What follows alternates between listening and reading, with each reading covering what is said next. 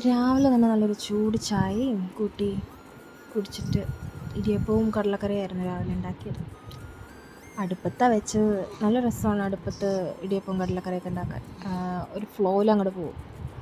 അപ്പോൾ ഞങ്ങൾക്ക് മുഴുവനെ പടം തികഞ്ഞില്ല, കുറേ പേരുള്ള കാരണം തികയാത്തത് കൊണ്ട് കുറച്ച് സ്പഗത്തിയും കൂടി ഉണ്ടാക്കി. ഇന്നലത്തെ ചിക്കൻ കറിയിൽ ഇട്ട് 2 വിസിലടിച്ച് ആ സ്പഗത്തി ഓക്കെ സെറ്റാക്കി.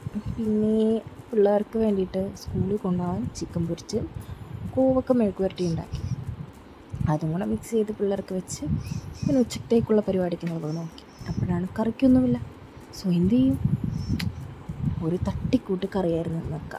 ക്യാരറ്റ് ഉലത്തിയതും സംഭാരം, ഉണക്കമീൻ, കൊണ്ടാട്ടമുളകല്ല കാന്താരിമുളക് ഉപ്പിലിട്ടത്, കാന്താരിമുളക് ഉപ്പിലിട്ടതും,